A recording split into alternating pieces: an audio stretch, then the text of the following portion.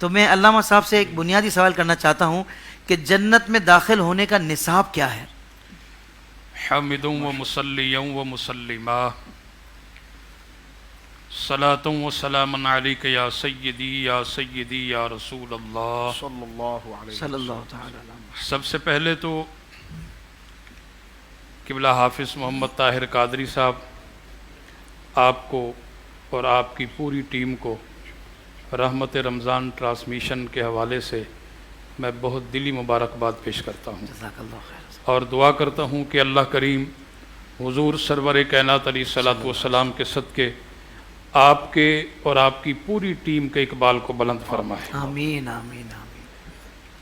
علامہ سید مظفر حسین شاہ صاحب نے بڑی پیاری گفتگو فرمائی شب قدر کے حوالے سے، اور ابتدائی بنیادی طور پر بھی آپ نے ماشاءاللہ بڑا خوبصورت کلام کیا، تو تھوڑا سا میں بھی اس میں حصہ ڈال دوں سبحان اللہ۔ اور پھر انشاءاللہ اپنے موضوع کی جانب چلتے ہیں۔ بالکل ٹھیک۔ یقیناً اس طرح کی عظیم اور مقدس شبیں ہم مسلمانوں کے لیے سرمایہ افتخار کی حیثیت رکھتی ہیں، اور ہمیں اللہ کا شکر ادا کرنا چاہیے کہ اس باری تعالیٰ کی مہربانی سے اور حضور سرور کائنات علیہ الصلوۃ والسلام کے صدقے ہمیں اپنی زندگی میں اس طرح کے عظیم موقع ملتے ہیں، اور ہمیں اس طرح کے عظیم موقعوں سے، عظیم شبوں سے یقیناً فائدہ حاصل کرنا چاہیے جی۔ اور ہمارے ناظرین کو چاہیے کہ ہم بھرپور اس سے فائدہ حاصل کریں۔ ایسا نہ ہو کہ اتنی عظیم راتیں لاپرواہی اور غفلت کے اندر گزر جائیں اور ہم کچھ ہی سے حاصل نہ کر سکیں۔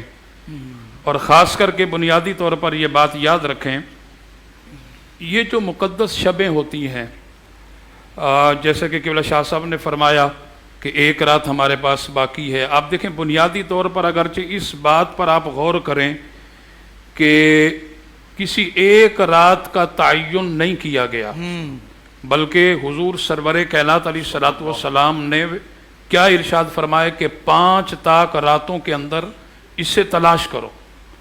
21ویں شب بھی ہو سکتی ہے، 23ویں شب بھی ہو سکتی ہے، 25ویں بھی ہو سکتی ہے، 27ویں بھی ہو سکتی ہے، اور 29ویں بھی ہو سکتی ہے جی۔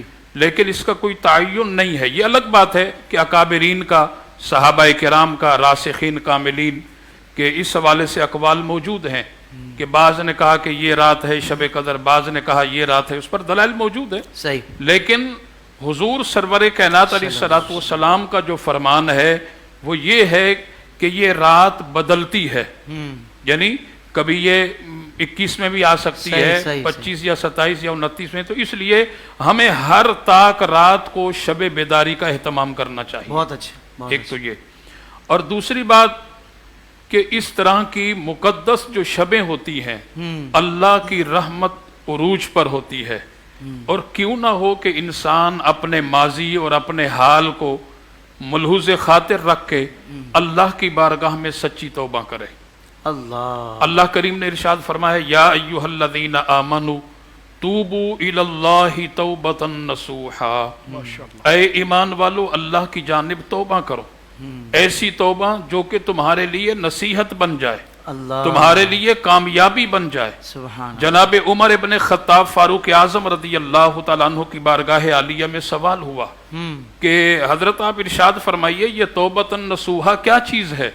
تو جناب عمر ابن خطاب فاروق اعظم رضی اللہ تعالیٰ عنہ نے ارشاد فرمایا کہ توبۃ نصوحا اس سچی توبہ کا نام ہے کہ جب انسان کسی ناپسندیدہ فعل سے، کسی ناپسندیدہ گناہ سے توبہ کرے، تو فرمایا کہ جس طرح آپ نے مثال دی کہ تھن سے دودھ نکالا جاتا ہے اور تھن سے نکلا ہوا دودھ واپس لوٹ کر اس تھن کے مقام پر نہیں جا سکتا، تو سچی توبہ توبۃ نصوحا اس سچی توبہ کا نام ہے کہ جس گناہ سے توبہ کی جائے پھر لوٹ کر دوبارہ اس گناہ کی جانب نہ جایا جائے۔ تو اس لیے ہمیں سچی توبہ کرنی چاہیے۔